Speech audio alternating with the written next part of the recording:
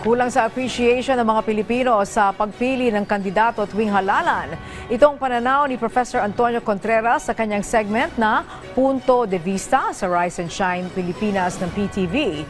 Ayon kay Contreras, dapat isaalang-alang ng publiko ang ibig sabihin ng responsableng pagboto, lalo na't isa-isa nang nagpapakilala ang mga politiko na tatakbo ngayong midterm elections.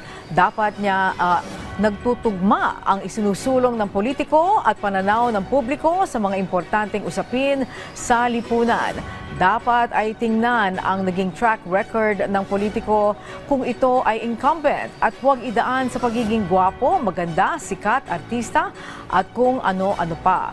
Dapat anyang suriin ang sarili at alamin kung ano ang mahalaga at hanapin ito sa politikong magiging boses ng taong bayan.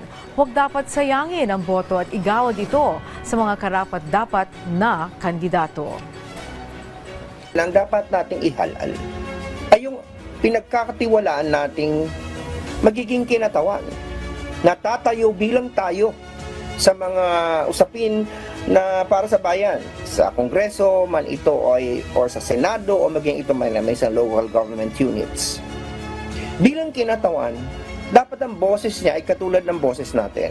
Hindi dapat linability ang ating tinitingnan. Ang tinitingnan natin ano yung plataforma, ano yung pinaglalaban niya. Dapat minamatch yung magkaroon ng appreciation na ang ating hinahalal ay kinatawan. And therefore, alam natin ano ba yung mga gusto nating mangyari sa buhay natin na dapat nating gustong ipaabot.